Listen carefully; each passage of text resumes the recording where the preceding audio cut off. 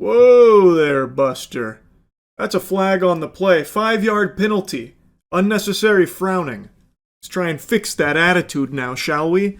There is a game that just came out a few days ago that's got everyone smiling, it seems, to the tune of over 550,000 concurrent players at its peak. Slay the Spire 2.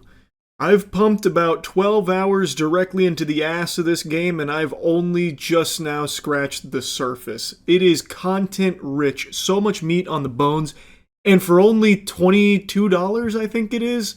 Let me double check. We have technology right at my fingertips. I can't remember if it's $22 or $25.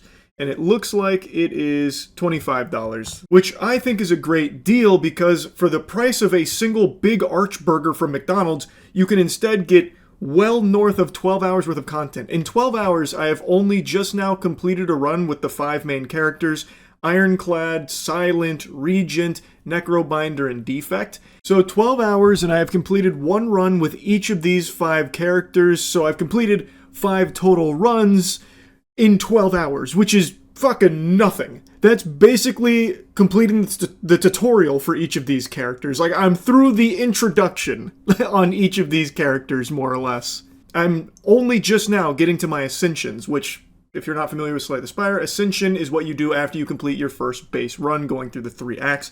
There is so much content. So I think it's a great price point for how much content you get. And I know I've kind of already whole hog, both cheeks out, dove into like my impressions of the game thus far. It's very positive. I think the game is extraordinary. And that's probably no surprise to any of you that follow my gaming channel, which all of you should be following the gaming channel, Moist Critical Gaming. I've got numerous videos up for Slay the Spire 2. I am loving it. So I wanted to give you my review of the game after 12 hours so far, because a lot of people are seeing the headlines about how popular this game is and how much it's been, going ballistic out there and wondering, well, is the game good? Does it live up to the hype? And I'm here to tell you that, yes, I think it does live up to the hype.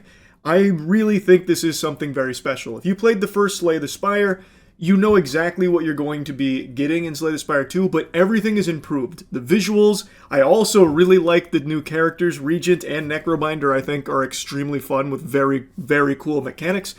A lot of the cards have been improved. I think they've done a great job with Slay the Spire 2 across the board. There's nothing in here I think was like fumbled or lessened. I think everything has only been heightened and has been made even better. Now, for those of you unfamiliar with Slay the Spire, I'll go ahead and lay the groundwork here, the foundation here, hit you with the foreplay.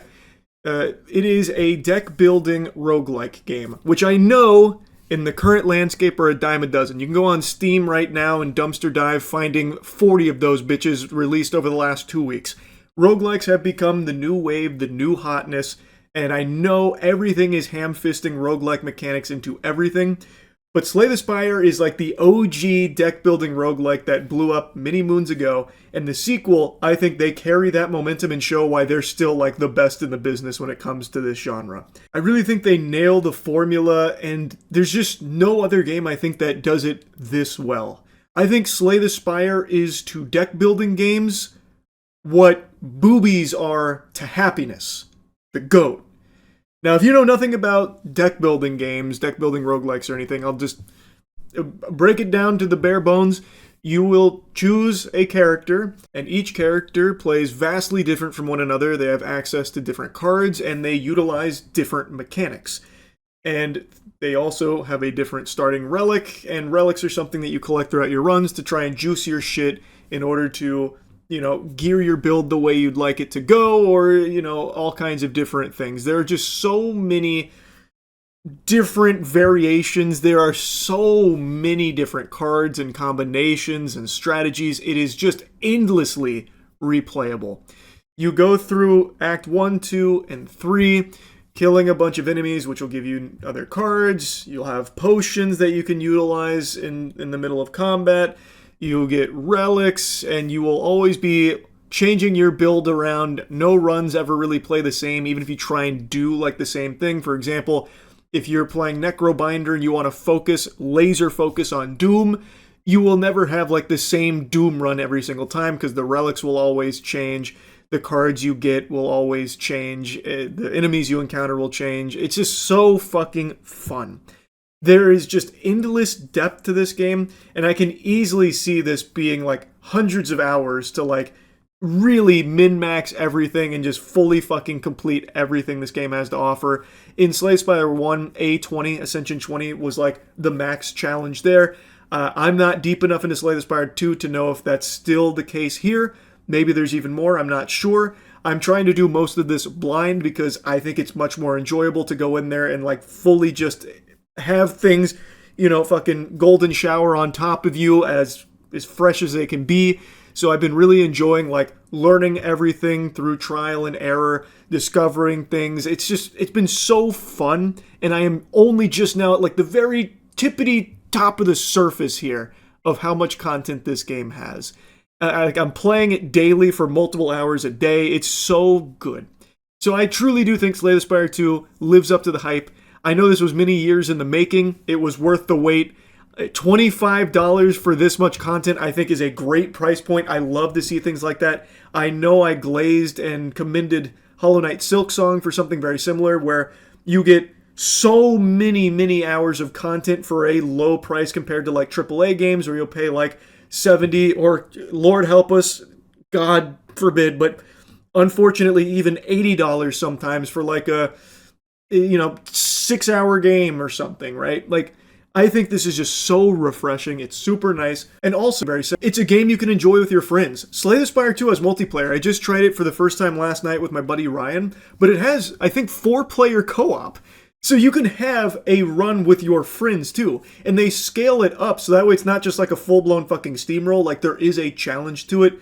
Granted, of course, since there's more of you, there is more flexibility, so you probably will have an easier time, like if you're struggling by playing solo. I know a lot of new players have found it kind of punishing, which it is, and I appreciate that. I think it's a good thing. It doesn't hold your hand and put the training wheels on or clobber you with sock'em boppers. It's giving you the raw, knuckle sandwich, and I think that's wonderful, and it will enable you to get better over time as you keep doing runs and figuring out better synergies and what cards work for what builds. It is just a game that I think is just a joy, start to finish. And like I said, the multiplayer is like a really nice cherry on top because playing with friends is a lot of fun. I had a great time playing with Ryan, and I imagine it's even better playing it in a fucking 4-stack. I bet that goes ballistic. I don't have any real complaints. Like, there's nothing in the game that I was like disappointed by. I will say that there are some cards in here that are utterly useless, just pure poop ass. Like, you will never take them in a run, and if you do, you will feel like an idiot for it. There are just some genuinely awful, terrible cards in here that I think could use a little, sprucing up, a little tuning on. But for the most part, I think they do a good job with all the cards having a place and a role to serve and a function. Some cards obviously are much better than others, but yeah, that's always going to be the case. There's always going to be some cards that need a little tweaking, balancing, but I think just off rip here, they've done a really good job balancing things. Silent, I believe, is probably the strongest character in the game right now, but even then, I don't really think it's busted. Like, I don't think there's anything about Silent that makes it just like a complete cakewalk every single time. Like, you still need to activate neurons. It doesn't play itself.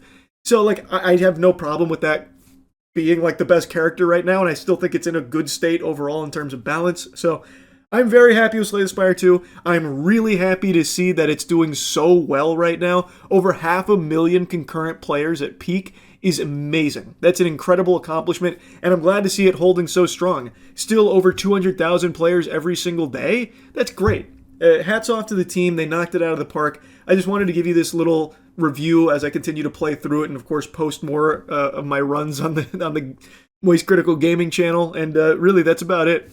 So, yeah.